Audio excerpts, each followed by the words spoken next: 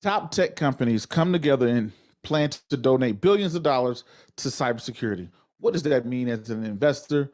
Why should I care? All those things we're going to discuss today. Ladies and gentlemen, if you don't know, you're now tuned in to the Prince of Investment with your host, Prince Dykes, coming all the way live from the beautiful state of Denver, Colorado, via Honolulu, Hawaii. If you haven't done so already, please go ahead and make sure you hit that like, subscribe, comment, and share button. And as always, I don't have a lot of time, and I definitely know you guys and girls don't have a lot of time, so we're going to jump straight into it. So the first thing we want to discuss and talk about is what is cybersecurity? So let's get straight into it. So the first thing we're going to discuss what this plan was about. Why is this meeting happening? Then we're going to get into the industry of cybersecurity. We're going to take a quick break. And then after that break, we're going to get into exact companies that invest into, not invest into, but companies that a potential investor could look into to benefit off of what the president and what big companies say they're going to do. But ladies and gentlemen, I want to first give the disclaimer. This is not any financial advice or telling you what to buy or telling you what to do. I'm simply reporting the news and giving you an opinion, right? So what you need to do is to do your own due diligence and your own research. I'm just giving you a couple tools for your toolbox. All right, without further ado, let's get straight into it. So Google, Microsoft, Amazon, IBM, all these companies come together. They meet with the president. They have a meeting at the White House to say they're going to allocate billions of dollars into the cybersecurity space. Now, let's first talk about why is this meeting happening. Now, the first reason why this meeting is happening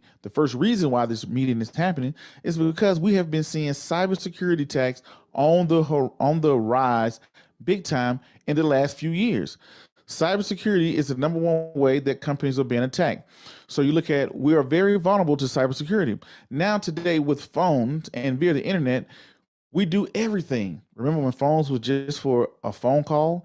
Now phones are doing what faxes used to do. Remember a fax machine? Hey, fax me over that document. Now you can text that document or you can text your address. Now people's social media is on there. Their banking accounts is on there. We go to school on our phone. Our lives on the phone. We pay our bills. We pay our insurance, everything. There's an app for that. There's an app for everything. So as this continues to dominate the world, guess what it does? What vulnerability does it awaken? Cybersecurity. Think about it. When I go to make my appointments with my doctor, guess what? I can just pull up the app, see when my appointment is, print out the appointment, email it to somebody, all those good things, right? That's what we have to do, ladies and gentlemen. Ladies and gentlemen, we have to think about not cybersecurity, but cyber in itself has taken on a whole new means. It is not the future. It is here now, and it's going to continue to grow into the future. If you really tune into the show and things that I say all the time, I was talking about this for a while now. I made mention of this years ago, cybersecurity being on the rise, cybersecurity being a big thing. The more and more we do online, it increases our vulnerability. It has gotten to the point now to where you're looking at the way we drink our water is via not cybersecurity, but the internet. Internet has something to do with the way we drink our water, the way planes fly, the way we drive, red lights, green lights, all those type of things, all have something to do with cybersecurity, meaning that the vulnerability is continuing to grow. Can you imagine if somebody hacked the New York Stock Exchange? Can you imagine this? Can you imagine if someone hacked your local city water? Can you imagine if someone hacked the red lights and green lights in your city? What would happen if you live in a nice urbanized area? If you come from where I'm from, where you probably got like 4 stoplights, it probably won't do too much. But if you come from a major city or near a major city or very urbanized area, that could mean a lot. So we haven't even got into the internet. Now today, it is, you have to have the internet, because how are you going to apply for a job? How are you going to get paid? Banking is done online. Applications are done online. Everything is done through the internet. This is why we had the quote unquote Obama phones. Remember the cell phones everybody got? Welfare recipients got, but everybody was mad about it. But why did we have that happen? Because of cybersecurity is just that important. Now let's get into it. Now these companies come together. Now we get the importance of cybersecurity. Let's get to why these companies started to mention cybersecurity. The reason why Google and Microsoft wants to spend billions of dollars into cyber, because cyber, they are very vulnerable to cyber. For prime example, you look at someone like Microsoft, they provide, computers to the government, a lot of government computers that we use, a lot of school computers that we use, a lot of top secret computers that we use are all made by Microsoft. Can you imagine if somebody was able to hack into our top secret network and get that information out into our enemies' hands? The second thing, look at Google. Google is the internet. People say, hey, people don't go, remember back in the day when you had to read an encyclopedia and know something, how to search around the web. Now you just go to Google. Everybody goes to Google. Let's go to Google. Google, what does Google say? That is our new research tool. It's the number one most used research tool in the world. I'm guilty of it too. So everybody uses Google. Google is the internet. Google owns YouTube. Google owns a plethora of things. So they're very vulnerable as cybersecurity. As cyber continues to grow, they're very vulnerable to cybersecurity attacks. So now look at IBM. IBM, they're the chip makers.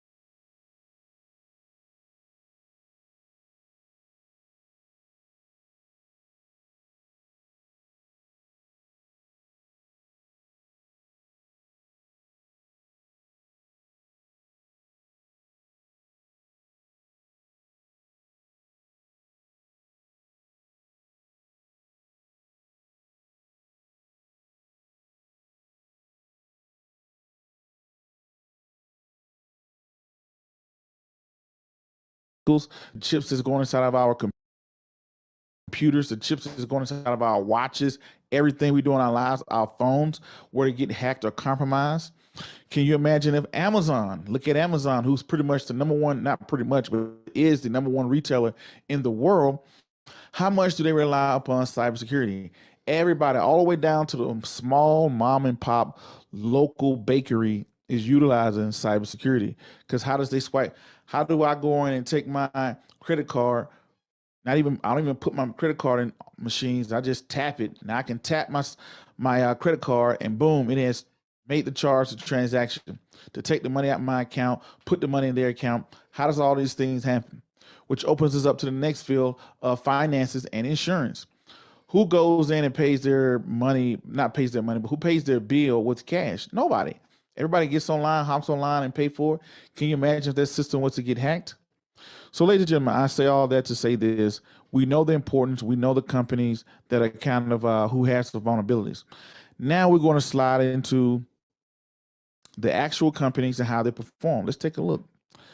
How has the cybersecurity industry ETF performed? Looking down at some of my notes here, 13% year to date, 13% from January to now. The Hack ETF has gone up 13%. Now, the next thing you got to look at is this is a company I talked about. It was a sleeping giant. I had it for a while and I sold it and I went into the other company. You know, I give you guys a good reason why not to follow me on that. Is I had a company called Fortinet. You know, Fortinet, not Fortnite, but it was called Fortinet. Hopefully I'm not butchering the name. But Fortinet was a cybersecurity company. Had amazing finances. Did that live here on the show. Went through their finances and they had amazing finances. They were the top of the industry, made tons of money, no debt. I mean, bulletproof financial statement, right? Then I looked at another company called CrowdStrike. CrowdStrike had a bunch of momentum. Finances wasn't as good, but its momentum wasn't good.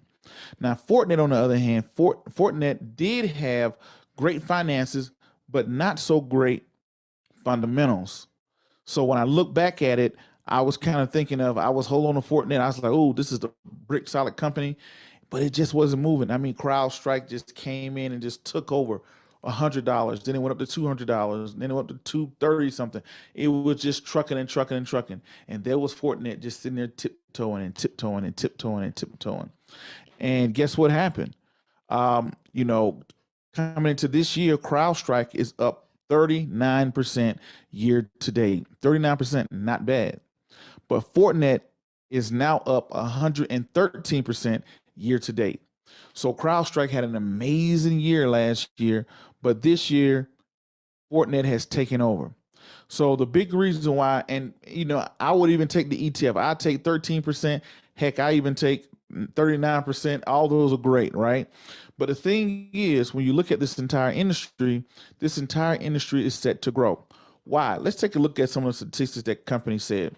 You had companies like solar wind and oil pipelines, solar wind companies and oil pipelines were hacked. As we move into this world, moving away from gas and moving into electronic vehicles and clean energy, you're having big companies becoming hacked. Now you look at it, the government has came out, President Biden has came out and said, we want to create 500,000 jobs. You have President Biden also came out and said he wanted two-person verification authentication. What does he mean by that? You remember back in the day when you used to be able to log into your E-Trade account, just put in your username and password, and boom, you were in your account. Now you put your name, username, and password in the account. Then you get they say, hey, we're going to send a text message to your phone. And then you got to get a text message to your phone, and it takes a picture of your face or whatever just to get into your account. That's a two-step or two-person verification, authentication. Meaning that they're taking an extra step. When you do this extra step, this can slow down on cyber attacks, cybersecurity. Not slow down cybersecurity, but up cybersecurity, slows down on cyber attacks. Why is that so important? This is so important because now companies who didn't have this before, let's say if you were a local bank and people can just download your app, put their phone number into, put their username and password into your app and be able to see their bank account. Those things are now going away. Are not going away. Those things are now turning into companies that now have to go buy infrastructure to facilitate the new ruling. So what that means is new regulations. New regulations when you have two-step verification, not two-step authentication. You have to authorize yourself to go into the account. Companies are now going out to buy this. So you're seeing companies like Amazon, Facebook, Google, and practically every financial company is now requiring two-step verification or authentication. And the reason why this is so important is this is very important because of companies have to spend money into this world. So if a company out there provides this service, this puts them into a great position. I don't know why I'm having a hard time speaking tonight, but we're going to get through it. The other thing is, take someone like me. Let's say if Let's say, hey, Prince Dykes owner, he's a registered investment advisory out in Denver, Colorado. We're hypothetically speaking. And then all of a sudden the government comes out and says, hey, we're looking for registered investment advisories and we're going to donate 500 billion dollars to these type of companies to hold assets and do whatever, right? Now, doesn't mean I'm going to get the money, but it means that I'm in the position to capitalize off of making the money. Now, what does that mean as an investor? You can now see when the government starts to put out grants and they start to put out money, and when big companies start to put out money, who are going to be the people that are going to benefit from it? Who are these cybersecurity companies? How can I invest into them? How can I make money from them? And this is how you do it, by looking at companies that are in position that offer government contracts, things like that. How can you make money from those transactions? All right. So we're going to do here, we're going to take a quick break. I mean, a very quick break. We're going to take a break. We're going to come back more on companies that you can invest in, cybersecurity companies, and seeing how this industry is taking over by using what President Biden said. So we'll be right back.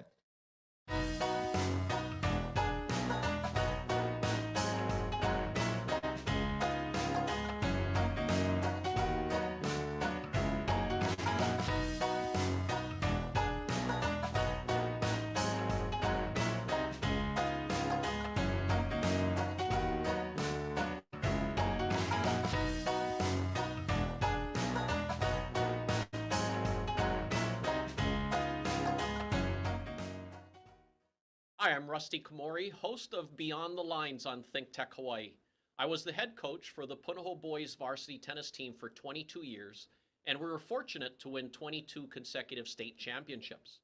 My show is based on my book, also titled Beyond the Lines, and it's about leadership, creating a superior culture of excellence, and finding greatness. I feature a wide range of amazing guests who share valuable insights about how going beyond the lines leads to success in everything you do in life. I'm looking forward to you joining me every Monday at 11 a.m. Aloha.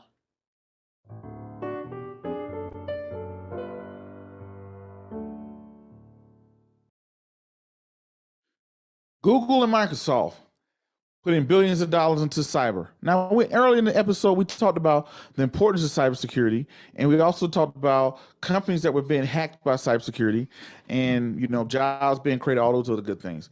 Now, the thing I look at with jobs, I always look at jobs because jobs are very important. Why?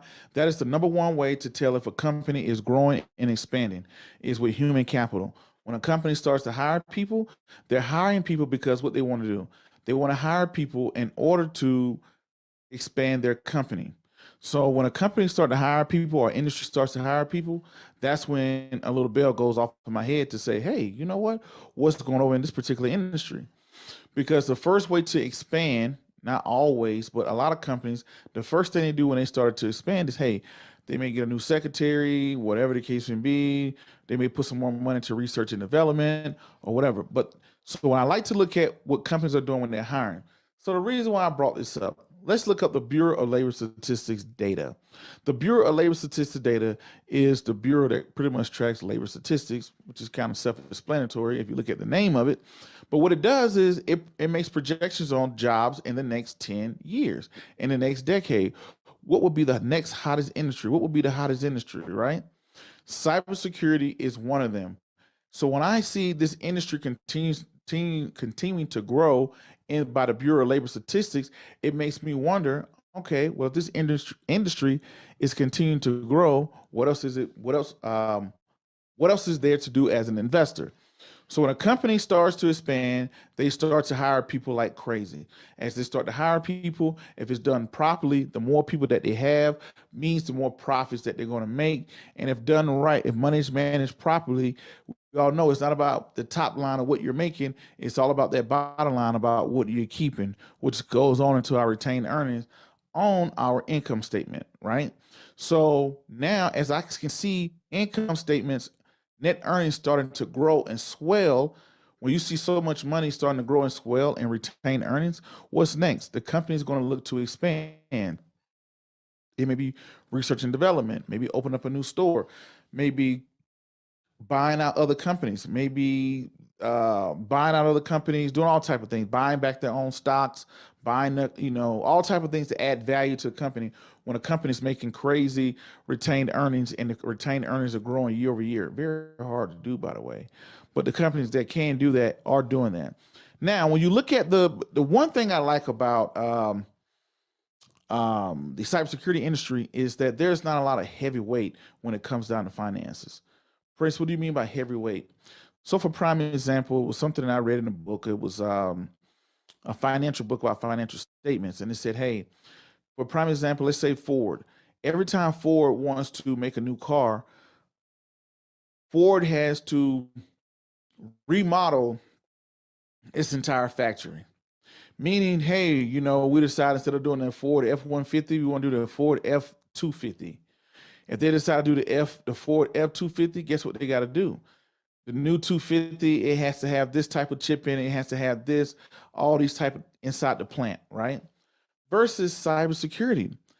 Cybersecurity doesn't require a lot of heavy weight, meaning certain industries, they require you to have a building. Let's say if you were Sears, right? Sears, they had these big, gigantic, let's go to movie theaters. That's been a hot topic later with all the short squeezes. So you take something like a movie theater, it has to have all these big cathedrals. I'm calling them a cathedral, hypothetically speaking. But all these big theaters, they got to have all these big rooms that require lights, water, gas. You got to have employees. You need popcorn. You need soda, juice machine, janitors. Somebody got to deliver the popcorn. Somebody got to show the movie. The movie got old speakers. That's a heavy lifting. Versus in cybersecurity, it's a group of guys in a room, guys and girls in a room with some servers with access to a computer, and that's it. They type up incident reports, tell what happened, tell how many times you almost got intruded upon, how many times they stopped something, all those type of things.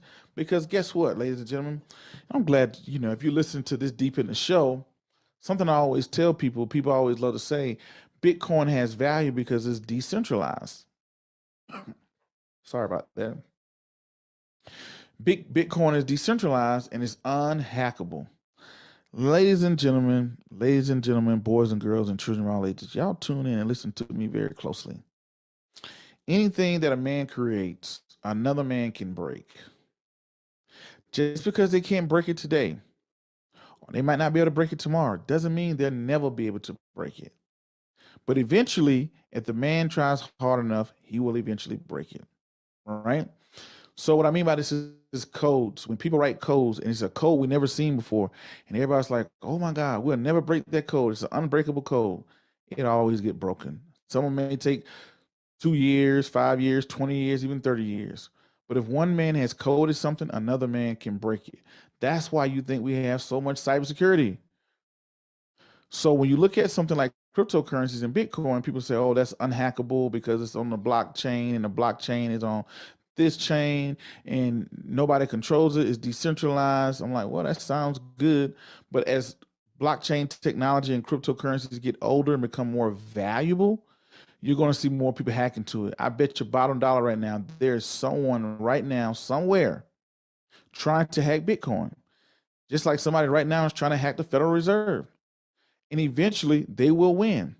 See, with the Federal Reserve, they probably already have a cybersecurity team that every day is going in, getting people out of their system, seeing who's on the system, coming up with incident reports. They're making new systems. So one person learns how to intrude enough, then they make a new system to stop that. A person learns a new code, they make a code to stop that. So it's this cat and mouse game that's going on in the cyber world that you don't know about, because guess what? If Russia decided to hack our system, why would we go out and tell everybody, right? We heard those stories.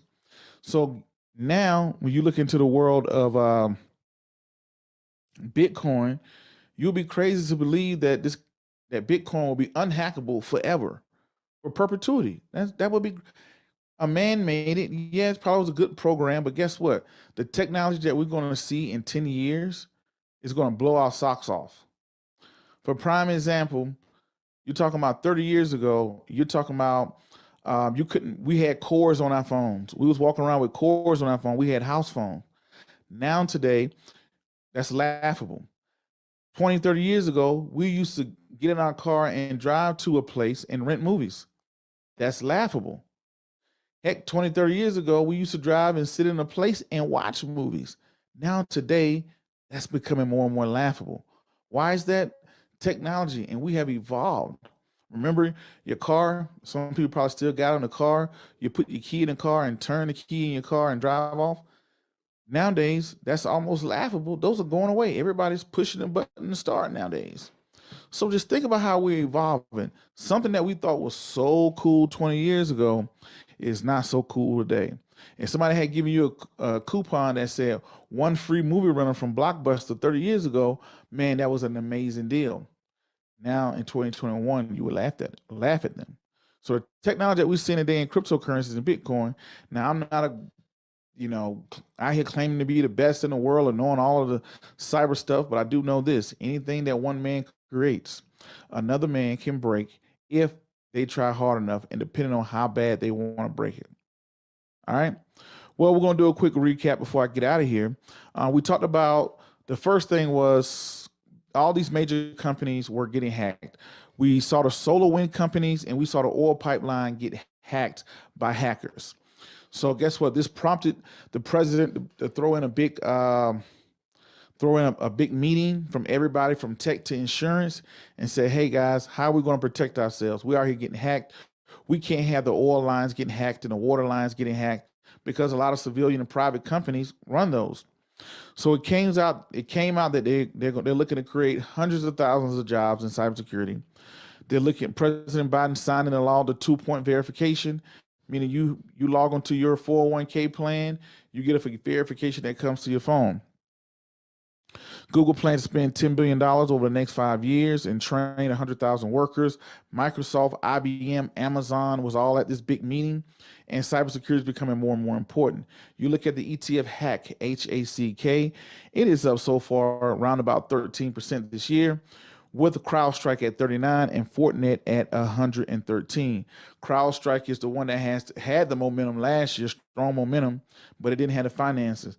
Fortinet's finances is astronomical, right? Great, amazing, amazing finances. The only downside was they didn't have that momentum. The stock wasn't moving. CrowdStrike just came in and just shot up to the moon, right? But now Fortinet is taking its jets off, and so far this year has doubled your money if you'd have had it in there. I wish I'd have kept some of it in there. But I'm not mad at it because I make money off of it, and cybersecurity is still here to stay. So anyway, ladies and gentlemen, that's going to conclude today's episode. My name is Prince Dykes. This is the Prince of Investment. And to the next video, podcast, book, cartoon, or whatever else crazy you see me do around the globe, peace, be safe, I'm out, and thank you.